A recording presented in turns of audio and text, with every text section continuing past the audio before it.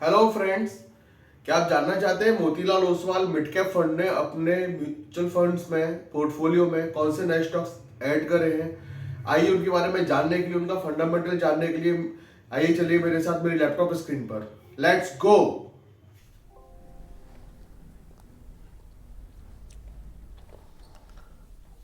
Hello friends, तो चलिए शुरू करते हैं mutual fund Motilal Oswal mid cap fund का पोर्टफोलियो एनालिसिस।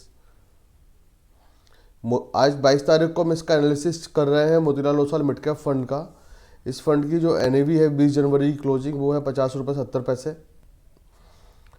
इसके सामने जो चार्ट आपको दिख रहा है, इसका AUM है 3,657 करोड़ रुपए का। इसका 52 वीक का हाई है 53 रुपये 38 पैसे का।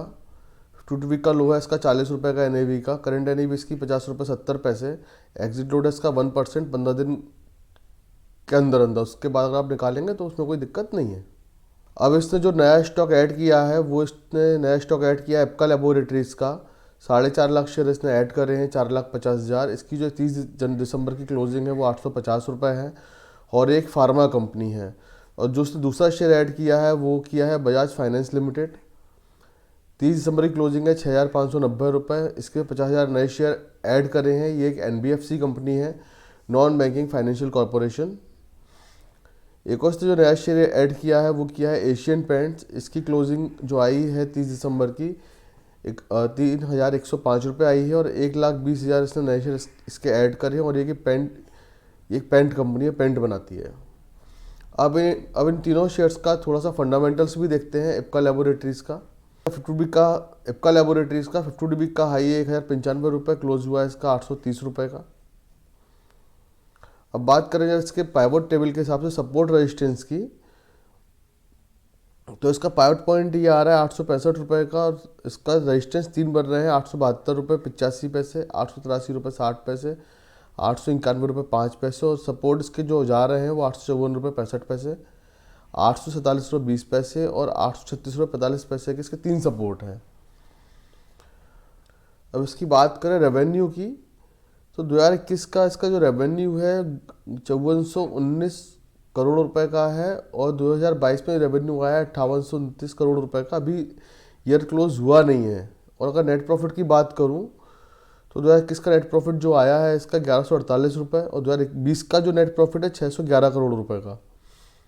और अभी का इसका नेट प्रॉफिट एप्का लेबोरेटरीज का वो 910 करोड़ का है और अभी ईयर क्लोज हुआ नहीं है। अभी करीब एक क्वार्टर, जनवरी फरवरी मार्च का भी एक क्वार्टर बचा हुआ है, तो वो प्रॉफिट भी इसमें अभी ऐड होगा। और एक दूसरा जो शेयर किया था बजाज फाइनेंस लिमिटेड का, इसका 52 वीक का हाई 8,045 रुपये, लो है 5,220 रुपये का, एक साल का। इसकी फेस वैल्यू अपनी 2 रुपये है। अगर इसकी पाइवट टेबल की बात करें, ये सब तो आपको पता ही होगा सारी की सारी चीज़ें। जैसा पाइवट टेबल की बात करें तो पाइवट पॉइंट इसका आता है 5,906 रुपये का लगभग और इसके रजिस्टेंस है 5,974 रुपये। R2 है इसका 6,088 रुपये का और रजिस्टेंस 3 है इसका 6,157 रुपये का। और वहीं अगर सपोर्ट की बात करें तो सपोर्ट लेगा 5,792 रुपये, 5,723 रुपये, 5,609 रुपये का। अब हम बात करें इसके रेवेन्यू की। इसका जो रेवेन्यू आया 2021 में आया था 26,668 करोड़ रुपए का। और अभी 2022 का इसका रेवेन्यू है 31,632 करोड़ रुपए का। अगर हम इसके बात करें नेट प्रॉफिट की, नेट प्रॉफिट जो इसका आया था बजाज फाइनेंस का वो आया था 4419 रुपये और अभी तक का जो नेट प्रॉफिट इसका आ चुका है दिसंबर 2022 तक का, लास्ट क्वार्टर तक का 7,028 रुपये। और अभी इसका प्रॉफिट और आना है। अभी क्वार्टर और बचा है जनवरी फरवरी मार्च का। एक्चुअल पोजीशन उसके बाद पता लगेगी ये कंपनी कितने प्रॉफिट में चल रही है।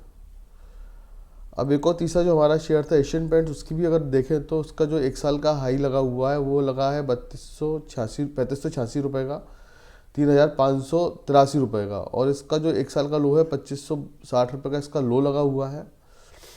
और इसके पाइवट टेबल की बात करें सपोर्ट रेजिस्टेंस की, तो इसका पाइवट पॉइंट आ रहा है 2,805 रुपये 60 पैसे का।